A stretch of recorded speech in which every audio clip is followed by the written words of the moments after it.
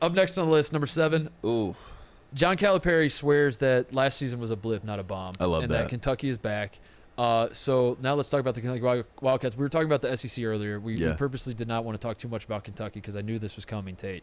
What say you? Was it a blip or was it a bomb? Because Kentucky, against Miles College in their exhibition game, was down at half, was struggling throughout. The Wildcats end up winning by like 9, I want to say, 80-71 against Division II Miles College. Which, by the way, Miles College, I looked this up because I'm a journalist. This is what I do. Yeah. Miles College is like it's not even like Miles College is like number 3 in Division II. It's not like they're like a top tier. You know what I mean? Like, they're not. Yeah. Sometimes that can happen. Like you can get like a team like Williams or whatever, the D3 school. Yeah. And they're a great program, and they're going to win the national title at that level. Yeah. And you catch like a young Division I team in an exhibition. Yeah, and it's like it just didn't work. Yeah. So I was like, I wonder, was like Miles College, are they like maybe the number 1 team in Division II, and like I'm just gonna laugh at Kentucky? No, not the case. They're not that good. As it turns out, they're not that good. So the question is, are we concerned at all about Kentucky? They play Duke tonight. Tonight being the night that everyone's probably listening to. Tuesday night, and I think I said on the last show when we were talking about Kentucky, how did a team that was so terrible and abysmal last year bring back so many guys from that team, yet somehow they are ranked number 9 in the country? Yeah. And I was more freaking out that they were number 9, thinking that they should be at least in the top 25. You watch that game, you have your concerns, and they're obviously very reasonable concerns. And John Calipari, leading into the Champions Classic that you're watching tonight, he's only talking about Duke. And I know this is something that he did it with Ohio State. We saw a couple years ago at the CBS Classic where he said Ohio State's the best team in the country, and that's the way he kind of downplays his own team. He says Paolo Banchero's got girth, and that he really likes what he's seeing from him. He also said, I think Jim is going to like this quote, he said, and I quote, "Coach K made me a better coach."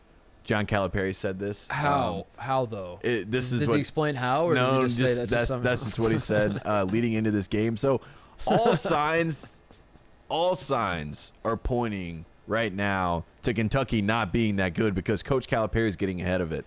And the fact that he said it was a blip, not a bomb, is PR. So you can't really take that as word to the wise. This is not good for Kentucky. He's in a tough spot too because my antennas were up, but now I'm really concerned. I am now like the panic button is right here. My hand is over it. He's in a tough spot too because this team is not young.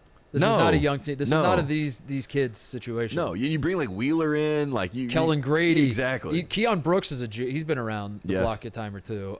Tate Washington's their star freshman, I guess. Yeah. So like, but they started their 5 starters in the exhibition were Severe Wheeler, Tate Washington, Kellen Grady, Keon Brooks, Oscar Shoeboy. 4 of those dudes have been playing a lot of college basketball. Tate Washington's the one exception. So even if you're Cal, you can't pull out the usual playbook when things go south and just be like, I'm trying to teach these kids. CJ Frederick and these aren't kids. These are not kids. These are guys, but are they his guys? I don't think they are.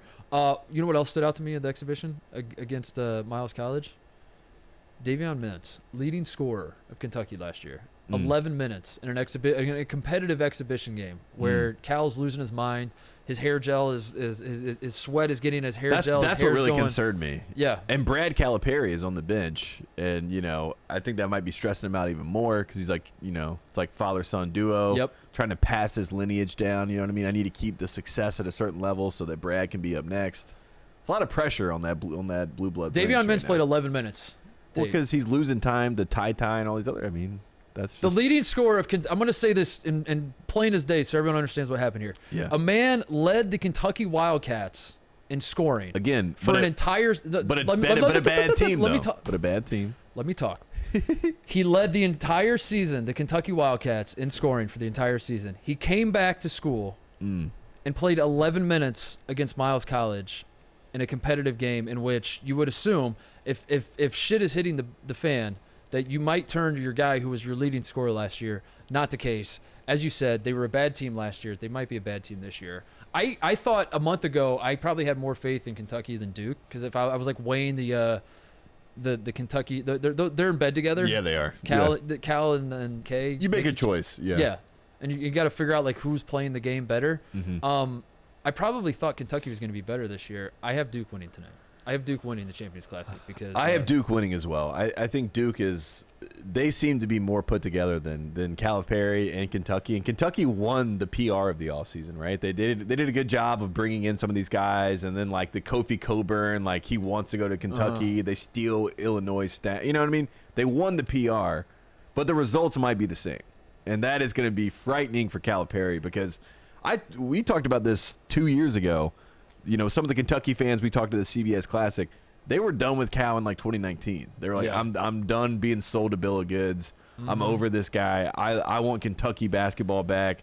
So like, as much as he's beloved nationally, and people are like, there's no way Kentucky would get rid of Calipari. Like, if he does it again, if it's the same thing as last year again, there's going to be problems. Well, the thing is, he pivoted this year, and he's now in the transfer portal versus the 5-star game, and you know, so he's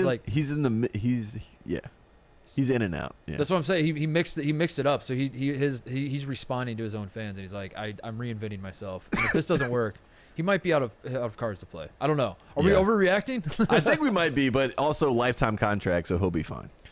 Hey there, thanks for watching Titus and Tate. For the full friend of the program experience, subscribe right below and come join us for all things college basketball. The action is heating up. Come join Titus and Tate.